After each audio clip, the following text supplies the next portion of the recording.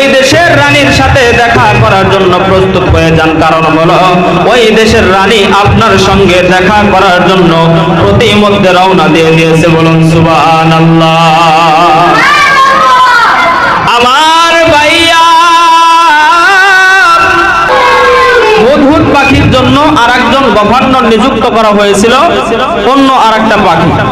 ওই দুই পাখি একসাথে সব সময় চলাচল করত। তো একদিন হযরত সুলাইমান আলাইহিস সালাতু ওয়াস সালামের নামাজের সময় হয়ে গেছে। এখন আশেপাশে পানি খোঁজ করে, কিন্তু পানি কোথাও পায় না। হযরত সুলাইমান আলাইহিস সালাতু ওয়াস সালাম হুদহুদ পাখিকে দায়িত্ব দিয়েছিল, পানি মন্ত্রীর দায়িত্ব। যত রকম পানির ব্যবস্থা করার দরকার ছিল ওই হুদহুদ পাখির দায়িত্বে ছিল।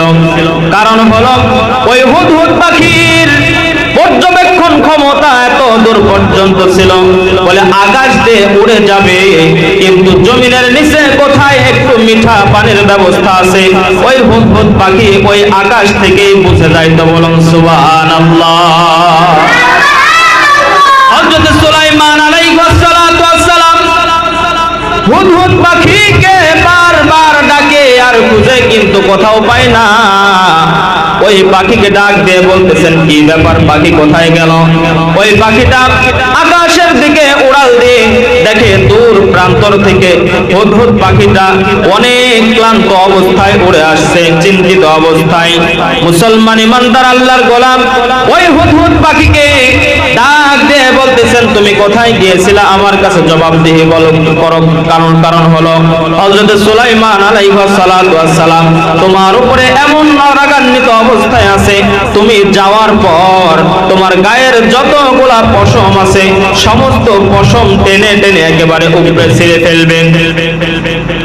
হুদহুদ পাখি টেনশনের মধ্যে পড়ে গেছে। হায় হায়, বলে কি, আজ তো আমার জীবন শেষ, আজ আমার বেঁচে থাকার কোনো উপায় নাই, কি করা যায়, কি করা যায়? হুদহুদ পাখি ডাক দিয়ে বলতেছেন, আমার বাঁচার কি কোনো শর্ত দিয়েছে? ওই পাখি ডাক দিয়ে বলতেছেন, হ্যাঁ, হযরত সুলাইমান আলাইহিস সালাতু ওয়াস সালাম একটা শর্ত দিয়েছে। বলো শর্ত কি? বলে তুমি কোথায় গিয়েছিলেন এই কথার যদি পরিপূর্ণ একটা উল্লেখযোগ্য স্বীকারোক্তি দিতে পারো তাহলে তোমার শাস্তি হয়তো কম হবে, নয়তো তোমার ঠ্যাং একেবারে ভেঙে দেওয়া হবে।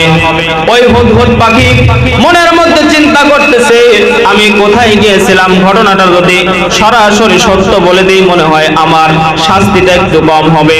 যাওয়ার পর রাজদরবারে যখন উপস্থিত হলো হযরত সুলাইমান আলাইহিস সালাতু ওয়াস সালাম রাগান্বিত অবস্থায় ডাক দিয়ে বলতেছেন, ও হুদহুদ পাখি, তুমি কোথায় গিয়েছিলা?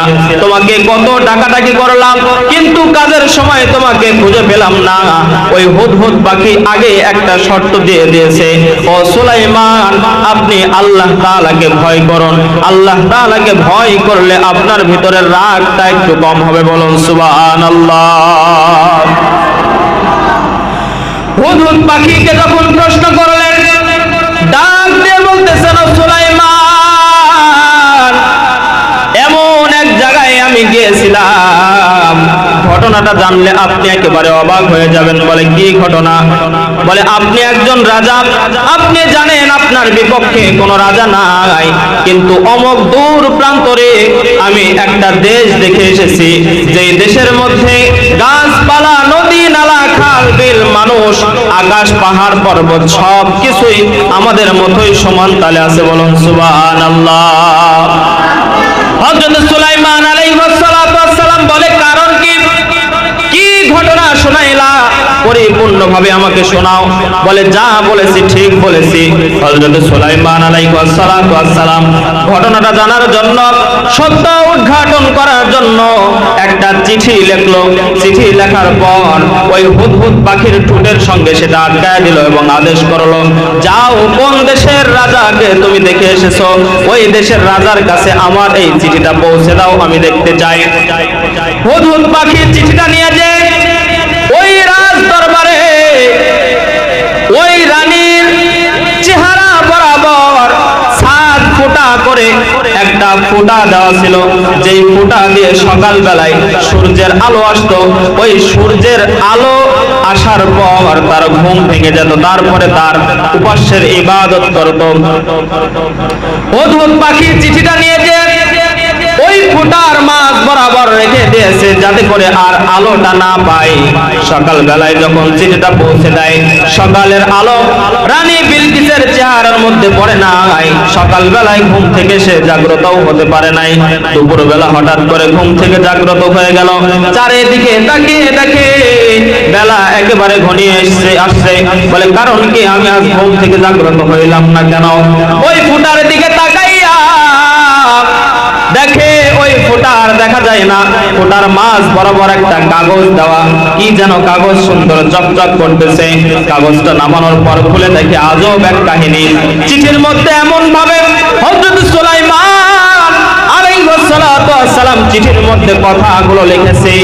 সঙ্গে সঙ্গে রানী বিলকিস তার রাজ দরবারের সমস্ত প্রজাদেরকে একত্রিত করলো, করার পর আদেশ দিল, আমরা আর এই দরবারে এক মুহূর্তেও বসবাস করতে চাই না, তোমরা আমার সাথে চলো, আমি হযরত সুলাইমান আলাইহিস সালাতু ওয়াস সালামের দরবারে দেখা করতে যাব। বলুন সুবহানাল্লাহ। সুলাইমান দাদে মুলক সরওয়ারি সদমতে খাতে মশদে ও পনির হামদে বেহদ মরখদায়ে পাকিরা আগে ইমাদাদ মুশতে খাকিরা।